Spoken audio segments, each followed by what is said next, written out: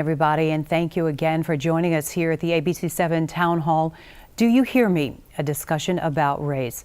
We just finished our conversation on ABC7. Now we are continuing the discussion on our digital platform. So if you are just joining us, I'm talking with Reverend Otis Moss from Trinity United Church of Christ, Dr. Heather Dalmage, a professor of sociology at Roosevelt University and the director of the Mansfield Institute for Social Justice, Xavier Ramey, the CEO of Justice Informed, and Ainsland Pulley, one of the founders of Black Lives Matter Chicago.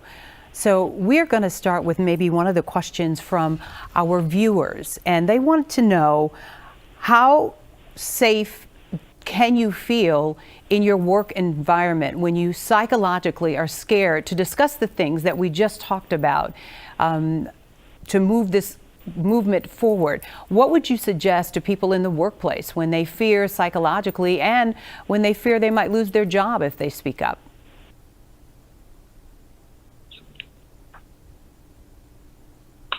I can jump in there. Okay. Yeah, we deal with that type of question a lot at Justice Informed. So I think it really depends on the power dynamics. So for people of color to start a conversation about race fundamentally does put them in a position of potential harm. And I can imagine that psychologically it's something that they may not even want to endure, because it would also not only require their testimony, it would require their time to educate their peers. And if that peer is actually a supervisor, that's something, then it can just open up a big can of worms. You don't want to do it. This is why we talk about allying and accomplishing, where I would say those who are not people of color are the ones who should be starting these conversations, going into their HR offices, understanding what the depth and the breadth of the diversity, equity, inclusion strategy that the company has or has not pursued.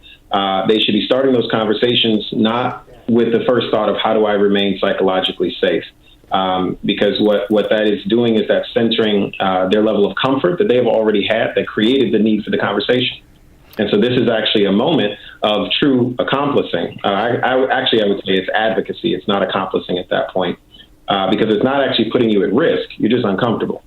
Right, and sometimes you have to be at peace with disturbing the peace. So you guys feel free to jump in the dialogue and have conversation, because we are on the digital platform and we don't have any specifics here. So if there's something that you'd like to jump in and comment on, that would be just fine. So we can round robin on the same conversation and same question. If there's something else you'd like to add, Ms. Pulley, on that one about the fear. It's difficult. I mean, for jobs that have unions, usually your union can be a support. Most places don't have unions, unfortunately. So, people can be vulnerable. And I would advise, if experiencing any form of retaliation, to contact Justice Informed, contact some other bodies that can help, coach you through. There's always, legal possibilities to explore as well if there's, some experience of retaliation that's happening. Unfortunately, because so many places have been privatized and unions have been crushed, the ability to have that supportive body has become more rare than it was in previous decades. But there still are avenues, and advocacy, remaining, steadfast in your conviction is still important.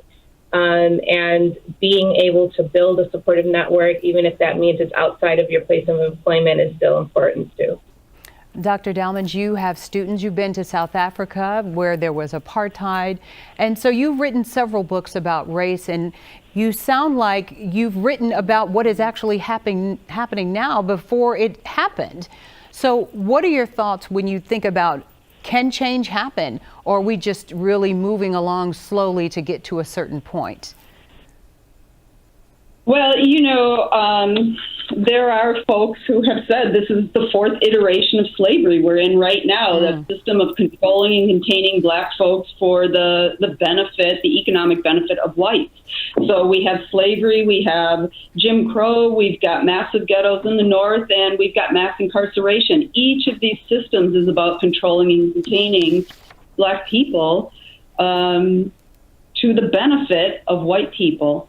I do want to say one thing about the language, and that is that, it happens a lot in the workplace where it doesn't rise to the level where you could just say that was racism. And there's so much of like, that person's just funny, or that person's in a funny mood, so I think it's really important for white folks to be able to trust what they are hearing from Black people. This is the problem that's happened throughout history. Is part of being white is a sense of arrogance and superiority. And so there isn't a listening, a trust in what they're hearing. So I think, Xavier, you were talking about pain.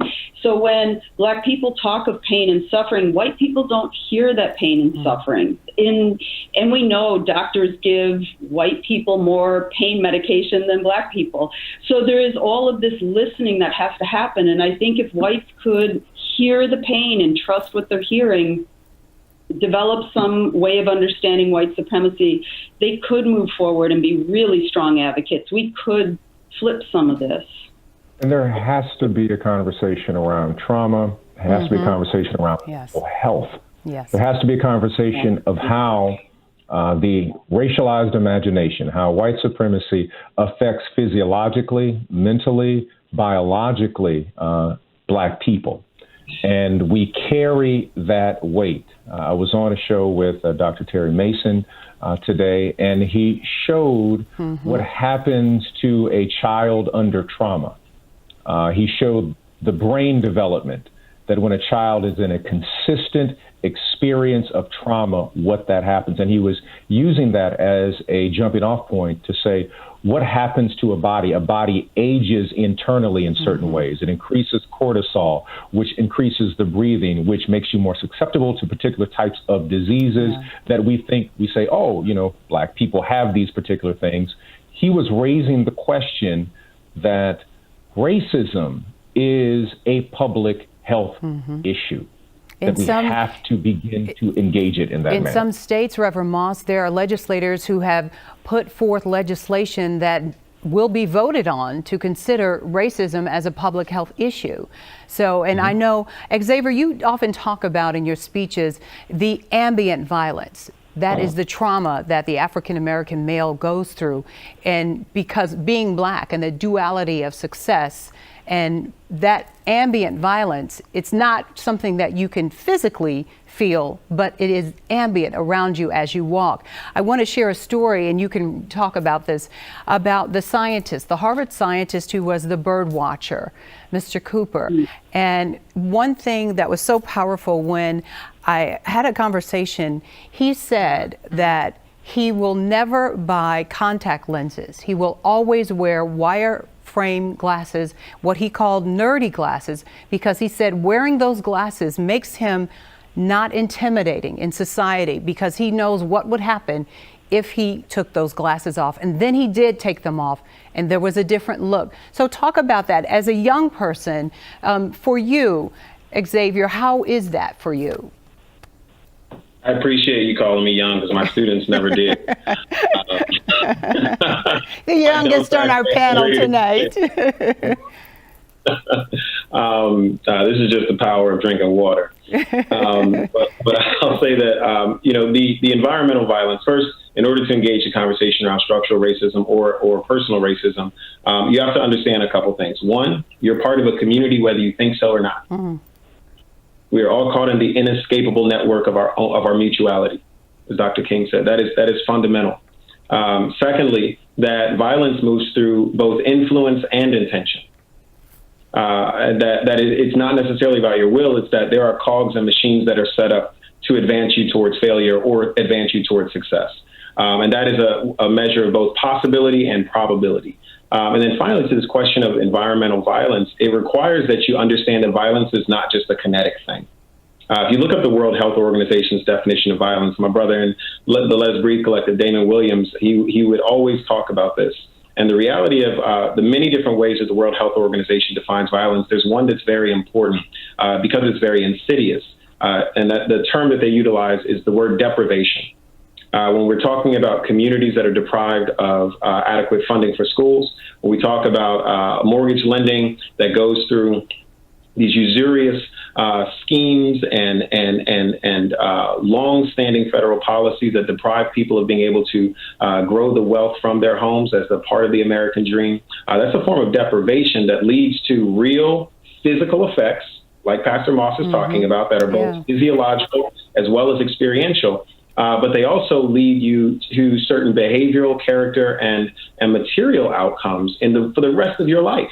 I'm an African-American man, but when Pastor Moss, when you were talking about trauma, I was sitting there thinking, like, when it comes to ACEs, right, the health measures of trauma, I got 8 ACEs, right, and I'm still doing consulting work. I'm serving on boards of directors. I'm, going around giving keynotes, but at the same time, I know that my body, my mind has been affected in many ways. And sometimes when I snap a little bit or I get a little upset at something, I know that's coming from the years of running from gangs. That's coming from the years of watching my father work and not be paid. That's coming from years of looking at my mother be underpaid for really good work. And the effect that had on our households, we grew up hungry on the west side of Chicago, while at the same time, white folks in Chicago in the 80s and 90s were saying this is a bubbling and bustling city, a place of promise. And then, Mr. Ramey, you've said, then you end up, cutting the person who didn't make you bleed. So we direct or misdirect our violence toward people who have nothing to do with our suffering. And Ms. Pulley, you also want to... They do. That's the community function. They would know that they did have a part in that violence if they understood they were part of a community that created the system we all live in. Ms. Pulley, you always make sure the women aren't left out in this conversation and the struggle and the extra burden that the women carry in this fight as well. Sure. Yes, I would love to touch on that, but I also want to just go back to the effects of trauma and thinking about policing as a public health issue. I'm also the co-executive director of the Chicago Torture Justice Center, which was born out of the 2015 reparations ordinance for survivors of Chicago police torture, which is the first ordinance of its kind in the country. The Chicago Torture Justice Center is the first and currently only center dedicated to domestic torture. And what we have seen we just had our third year birthday, is that the impacts of police violence, both in terms of indirect and direct, are extraordinarily huge. And they have been invisibilized in our society. We truly do not understand the full magnitude that police violence, police murders, police terrorism, police torture has on our communities. And what we see with survivors of police torture and survivors and families who have lost their loved ones to police killings is that the symptoms of complex PTSD mirror symptoms of other large-scale experiences of violence like that of the Holocaust, like that of sexual assault survivors. The agoraphobia that is induced, the feeling of unsafe when outside at all because of the preponderance of policing, because it's different than being a torture survivor from another country, because the torture is still very much present, and an occupying force. And that we really don't have language to fully articulate what the experience is. And so the ability to conceptualize this as a public health problem is really, really important. So much so that the American Public Health Association in 2018 made a ruling that said that violence by law enforcement officials must be considered a public health issue. We're just at the precipice of really understanding what are the individual familial and communal ramifications of this violence. And then specifically on women, we know based on many, many studies, including the DOJ report that came out a few years ago, that police violence impacts women in a very specific way. Mm-hmm. We see body slamming happen a lot. There's sexual violence. Sexual violence is the second largest case of reported police misconduct, which is a phrase that I have a problem with, by people across the board. And that violence is also invisibilized. So what we have is we're really at the precipice of truly understanding the consequences of this state violence, of this systemic violence. And as we move forward through the years, as we put in place measures that truly will begin to roll back the system of impunity that policing has had, we're going to be learning a lot more about what the true magnitude and the true cost that this has taken on us as a society as a whole. Dr. Dalmich, I see you shaking your head there. Yeah, although I don't want to speak over Pastor Moss, so please. Oh, go right ahead. I was just going to I can add a little bit later. Go ahead, Reverend Moss. Well, I was going to mention that Sister Pulley is really just so insightful when you're talking about the kind of issues of trauma and violence. And I think it also goes part and parcel with this idea of reform. If we were to use the idea of police violence, state violence, systematic violence, and place it in an individual framework, and, for example, if we were to say, I want to reform the abuser to my children, we would say, absolutely not. We would say, no, this we have to remove this completely, that this is not something that we can even keep in the house anymore, because it's so dangerous to the life of the children. We have to begin to give people narratives so that they understand that when we speak reform, you're really saying, so you want the abuser to have a different outfit? You want the abuser to just show up at certain hours now? They can come from 6 to 9, but they just can't come from 9 to 6. So we really need to have a conversation. People don't understand that. If we go to Lake Forest already defunded their police, because they're not criminalizing their children. When little Joey has an issue, 6 officers don't show up. There's a nice social worker, or there is somebody from the school who says he needs to go for therapy. We need to talk to little Joey because little Joey likes to curse people out sometimes. But in certain communities, just a frolicking teenager being silly can mean death. We don't get second chances. Wow. We have one. We have one, and that is part of the frustration and creates a deep sense of anguish, anger that wrestles with rage for our community. I'd like to go back to the question of the public health model and trauma in communities. I have a bit of a concern about how it's getting framed relative to the body. And so, there's been some talk about intergenerational trauma. And my fear is that once we start locating trauma in the body, which absolutely, I get it, the amygdala, the vagus nerve, I got it all, like it is in our bodies. But what my fear is that they're going to, they being those with money and resources, instead of giving money to the community, because the community holds the answer, it's community that makes us healthy, they're going to find a drug to put into those traumatized bodies, and then big pharma can make money off of that. I just think we have to be really careful that we keep coming back to the community holds the answers. We hold each other, and that's where the funding has to come back to. So that's all I want to say about that. That's a great point. Well, and that leads us to how diverse and multicultural and multi-ethnic and multi-generational all of these rallies and the protests have been.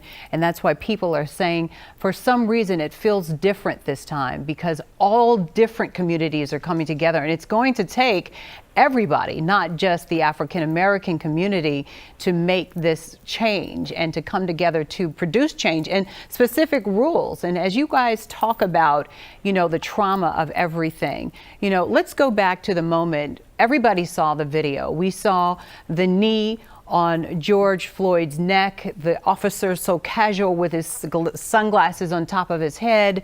He also had his hand in his pocket. And that was universal video around the globe when he was yelling out, crying out for his deceased mother.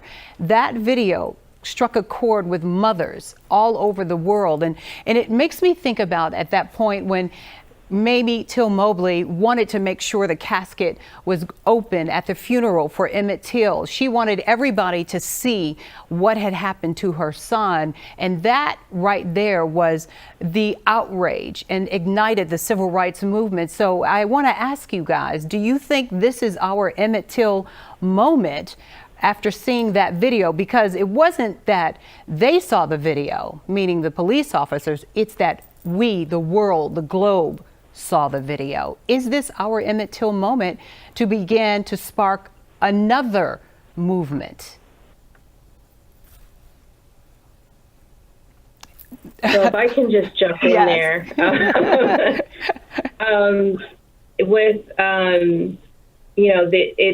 It's very difficult to use that comparison because all of the videos are so gut-wrenching. Yeah.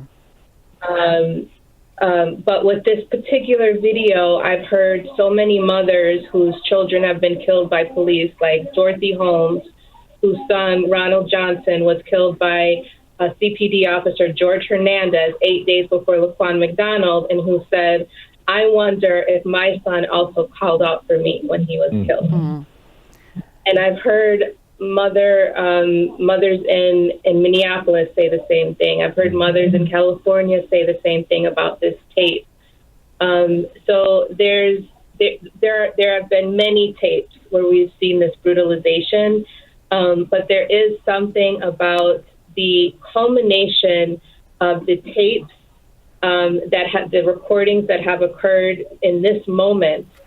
Because it wasn't just George Floyd, it was also Breonna Taylor, it was also the Central Park incident, it was also Ahmaud Arbery, back to back, and we've largely been forced into confined spaces because of COVID, and the opportunities for distraction, which are many, are much more confined and limited.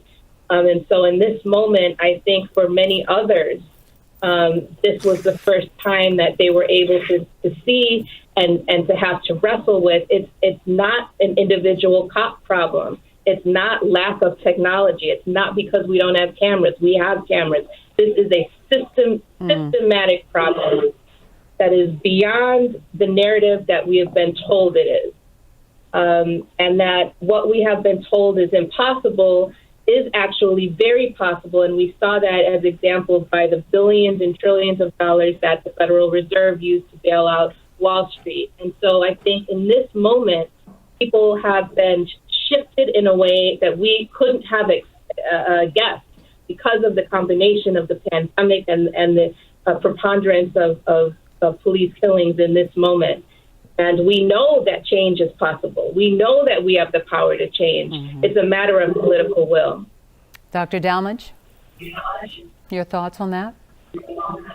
I'm sorry, I lost the question. Or you? Oh, is this our Emmett Till moment? Is this our Emmett Till moment? Yeah. I went so many directions when I was thinking about the mothers and Emmett Till's mother. And I want to say it's not going to be an Emmett Till moment because we're 70 years or 65 years away from that. 75 years? Won't do my math now. But, when white folks can understand the pain and suffering that mothers of Black children go through every single day. I really think that when they can get to that level of empathy, what it's like to stay awake at night knowing that your child has a racist teacher that you're going to send them back to the next day, and what that feels like. Or when your child leaves the house and has to walk 3 extra blocks to avoid the police officer on the other corner, and you're relieved that they're walking to avoid the police officer. You know, it's this constant... It's the stress of living in a white supremacist nation. So I will say that when George Floyd called out for his mother, I agree with Aislinn. I think it struck a chord with mothers everywhere. And now if all mothers could see the everyday grind of white supremacy and really feel that. I sort of live on borders because I have black children, so I have an 18-year-old black son. I feel that every time he leaves the house. If white mothers could feel that, I think things would change. Mr. Ramey? I think this is a challenging concept for me, because at the core of it is the question of, is this our Emmett Till moment? What I think about is what if it isn't? Right? What is the social contract then that we are demanding move forward as a form of relationship amongst the races in America? If it's not our Emmett Till moment, then that means that privilege, white privilege, will again require decades of emotional dexterity and spiritual stamina from black communities in ways that they have no right to. It means that we will again, if George Floyd dying, even the conversation about his mother is a challenge to the question of, what does it take for you to believe us? What does it take? Does it take you hearing him call out for his mother as he dies? He says, "Mama, I'm through." A declaration of his understanding that he only had so many breaths left, and he knew that the American policing system would not allow him to survive, and he could see it. He could see it in his final moment. And is that what it takes for us to believe? Those 3 critical questions. What does it take for you to feel what black people say they feel? What does it take for you to believe what black people say they are experiencing? And what does it take for you to move because you care and because we must? Yep. And if this is not our Emmett Till moment, then every single living person in the continental America must contend with what they are then saying. They are saying that we demand that Black America continue to endure a thing they have always said is true, that we have always taken our time to say, yes, we agree, and do something about it. You're demanding an endurance you have no right to demand of people who are already weary and already credible and valuable in the eyes of God and should be credible in the eyes of people kind. Reverend Moss, you're going to have to finish it up for us tonight. Believe it or not, we have been chatting you guys for an hour. If you'd like to chat some more, that's fine too. But I know this has been a long day for everybody, and I really appreciate your passion, your compassion, your empathy, your extraordinary knowledge and experience in life. This has been a fantastic and insightful and inspirational conversation. So Reverend Moss, being our faith leader here in the group, you can close with a prayer, you can close with a thought, you can close with anything you want to take us into the Juneteenth weekend that will nourish our soul and our spirit, because we do need it at this time. Let the road rise to meet you. I've been to church too many times. I know what you're going to say. Okay. Are we going to have church on a Friday night on Juneteenth? Because we can. We can. Church is wherever you take it, wherever you are. If one or more is gathered. I will say this about the Emmett Till moment, and then I'll say may the roads might meet you, is that the Emmett Till moment cannot happen for Black people. There needs to be a reckoning for the rest of America, because in the Emmett Till moment for the rest of America, remember, the Southern strategy was put together that now has the current alt-right Republican Party that gives us COVID-45. That's what America's Emmett Till moment did. They were able to close their eyes. But there is something unique in this moment, that there is a meta-narrative that is operating. I received a note with a video from a gentleman in Perth, Australia. the western portion of Australia. 10,000 white Australians being led by Aboriginals Yes. chanting Black Lives Matter. Then I got another note from a gentleman said, I want you to see this picture in Syria. It's a picture of a graffiti artist. Graffiti artist took and painted George Floyd's face on a bombed out building, which the bombs that destroyed the building were probably American bombs purchased. Wow. And it said no to racism. Then you have this gathering of people in Paris and in London.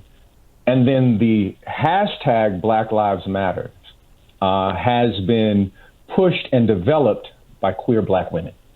So you have something that has never happened in American history, where at least the echo of Black pain is making it into the inner ear and spirit of other people, which gives me a great degree of hope that there are children that have not yet been born, that will not be born white, but will be born as children of God at some point.